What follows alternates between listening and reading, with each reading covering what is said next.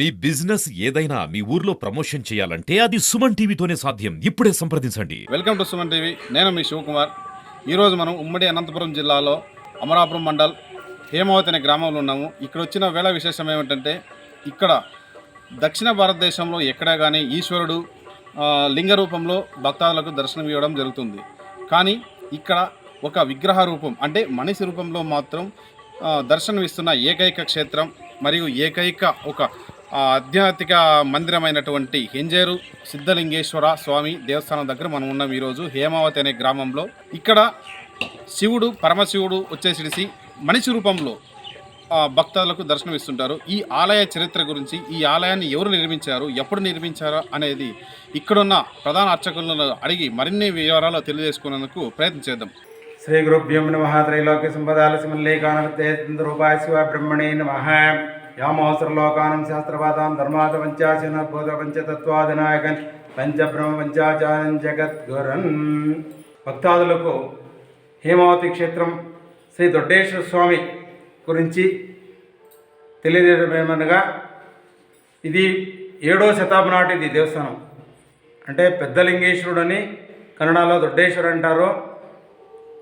పోతే మూల లింగం ఇది దొడ్డేశ్వరుడు. అంటే నళంబరాజులు 7వ శతాబ్దం నాటిలో స్థాపించేటటువంటి లింగం ఇది. అంటే ఇది ఒక్కటే కాదు, పంచలింగ దర్శనం. 5 లింగాలు ఉన్నాయి. దొడ్డేశ్వరుడు, మల్లేశ్వరుడు, విరూపాక్షేశ్వరుడు, సోమలింగ, చిత్రలింగ అని. అంటే సోమలింగ చిత్రలింగ అనేది ఊళ్ళో ఉన్నాయి. అవి అక్క చెల్లెళ్ళు స్థాపించిండేది. అందుకను ఆ లింగాన్ని అక్క చెల్లెల దేవస్థానం కూడా అంటారు. ఇవి 5 లింగాలు స్థాపన చేసినారు నొళంబులు. అంటే చిత్రశేఖర, సోమశేఖర రాజులు పరిపాలించేటప్పుడు ఈ లింగాల్ని స్థాపించినారు. ముఖ్యమైనటువంటి ఇది దొడ్డలింగేశ్వరుడు. ఈయనకి లింగాల్లో అన్ని చోట్ల అంటే సాధుగా ఉంటాయి లింగాలు. ఇక్కడ వచ్చేసి బ్రహ్మసూత్రం ఉంది ఈ లింగానికి. ఈ యొక్క క్షేత్రంలో ఉన్నటువంటి 5 లింగాలు కానీ బ్రహ్మసూత్రాలు ఉన్నాయి. ఆ సూత్రం ఉన్నటువంటి లింగం దర్శనం చేస్తే భక్తాదులకు మంచిది అని ఒక పెద్దలు గురువులు గారు చెప్తూ ఉంటారు. అలాగే ఇది పెద్ద దేవస్థానము. ఈ దేవస్థానంలో 41 స్తంభాలు ఉన్నాయి. ఆ స్తంభాల్లో ఒక పక్క రామాయణం చూపెట్టినాడు, ఒక పక్క మహాభారతం చూపెట్టినారు. పోతే దీని ఎదురుగా నంది ఉన్నాడు. ఆ నంది చెవిలో ఏదో ఉందనేసి మహమ్మద్ గజిని ఇక్కడ దండయాత్ర జరిపినారు. అప్పటి కాలంలో ఆ నంది చెవిలో వజ్రాలు ఉన్నాయనేసి వాళ్ళు గుర్తు చేసి కొట్టినారు. ఆ నంది చెవిలో చిక్కినాయంటున్నారు విగ్రహాలు. ఇది వజ్రాలు దొరికినాయంట. అందుకను ఇక్కడ లింగానికి పూజ చేపించి నంది దానికి అరటి పండ్లు పెడతారు. అంటే ఆయనకి ఇక్కడ 1 కోటి లింగాలు, 1 కోటి నందీశ్వరులు ఉన్నంట. అందుకను ఈయనకి సాలకొచ్చిందంట. అంటే నైవేద్యం సాలకొచ్చిందంట స్వామివారికి. అందుకే ఇప్పుడు కూడా ఆయన అలిగినాడు. చూడండి, ఎవరైనా భక్తాదులు చూస్తే లింగం చూసి నందిని చూస్తే నంది స్ట్రైట్గా లేదు, స్వామి అలిగినాడు. అంటే నాకు నైవేద్యం పెట్టలేదని ఆయన కోపంతో అలిగినాడు.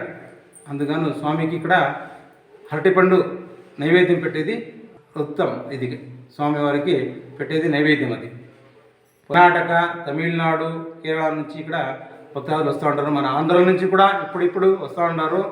భక్తాదులు ఎక్కువ వచ్చి స్వామివారికి ప్రార్థన చేసుకొని వాళ్ళ ఇష్టార్థం సంకల్పం చేసుకోవాలి. ఆయన స్వామివారు ఆశీర్వాదంతో మంచిది కావాలని స్వామిని కూడా ప్రార్థన చేసుకుంటాం. శ్రీ హెంజేరు సిద్ధేశ్వర స్వామి ఆలయం ఇది. పోతే ప్రపంచంలో శివుడు శివలింగంలో ఉంటే ఈ హేమావతి క్షేత్రంలో మానవ రూపంతో ఉన్నాడు. సిద్ధాసనం వేసుకుని స్వామివారు కూర్చున్నారు. అందుకే ఈయనకి సిద్ధేశ్వర స్వామి అంటారు. పోతే ఇది 7వ శతాబ్దం నాటిలో స్థాపించినది కూడా. అలాగే ప్రతి సంవత్సరము మహాశివరాత్రి రోజు స్వామివారికి రుద్రాభిషేకాలు, అఖండ పూజలు జరుగుతాయి. అలాగనే ప్రతి సంవత్సరం జరిగేటట్లనే బ్రహ్మరథోత్సవాలు జరుగుతాయి. ఆ మహాశివరాత్రి 3వ రోజు అగ్నిగుండం జరుగుతుంది. మూడవ రోజు సిడిమానాసం జరుగుతుంది. 4వ రోజు చిన్న రథోత్సవం జరుగుతుంది. 5వ రోజు బ్రహ్మరథోత్సవం జరుగుతుంది. అలాగనే ప్రతి సంవత్సరము శివరాత్రి నుంచి 5 రోజులు స్వామివారి ఉత్సవాలు జరుగుతాయి. ప్రతి నెల స్వామివారికి ఒక కార్యక్రమం ఉండే ఉంటుంది. భక్తాదులు ఎక్కువ సంఖ్యలో వచ్చి స్వామివారికి మహాశివరాత్రి అగ్నిగుండం రోజు ధూపమేస్తారు. వాళ్ళ ఇష్టార్థులు సిద్ధించినేసి స్వామివారికి ముక్కుంటారు. అంటే ధూపమేసి మా ఇష్టార్థం సిద్ధించండి, మా శరీరంలో ఉన్నటువంటి రోగాలు నివారించి మా ఇష్టార్థం సిద్ధించిన స్వామివారికి ముక్కొని ధూపమేస్తారు. ప్రతి సంవత్సరము అలాగనే జరుగుతూ ఈ స్వామివారికి సంకల్పం చేసుకొని వస్తూ ఉంటారు. పోతే ప్రతి నెల ఒక కార్యక్రమం స్వామివారికి జరుగుతూ ఉంటుంది. క్షేత్రంలో ఒక బావి తవ్వుని ఏదైనా పాయం తవ్వుతూ ఉంటే కానీ శివలింగాలు, నంది విగ్రహాలు, దేవి విగ్రహాలు, ఇటువంటి లింగాలు దొరుకుతూనే ఉంటాయి. అవన్నీ దొరికినటువంటి శివలింగాలన్నింటినీ ఒక మ్యూజియం చేస్తున్నారు. ఆ మ్యూజియంలో పెట్టినారు. మ్యూజియం కూడా చూడొచ్చు. ఇక్కడ వచ్చేసి స్వామివారి కుడి పక్కన కాలభైరుడు ఉన్నాడు, ఎడమ పక్కన విఘ్నేష్ ఉన్నాడు. పోతే నవకోటమ్మ అని కూడా దేవాలయం ఉంది ఇక్కడ. అది కూడా స్వామివారిని దర్శించుకోవచ్చు. అమ్మవారిని ఇలా భక్తాదులు ఎక్కువ సంఖ్యలో వచ్చి స్వామివారిని సంకల్పం చేసుకుని మన ఇష్టాలను సిద్ధించి స్వామివారిని కోరుకుంటూ ఉంటారు. అంటే ఈ లింగాలు నందీశ్వరులు దొరుకుతూనే ఉంటాయి. ప్రతిరోజు అన్నదాసం దొరుకుతుంది, ప్రసాదం ఉంటుంది. భక్తాదులు ఎక్కువ సంఖ్యలో వచ్చి స్వామివారిని దర్శించుకొని స్వామి కృపాకటాక్షంలో ఉండాలని కోరుతున్నాం.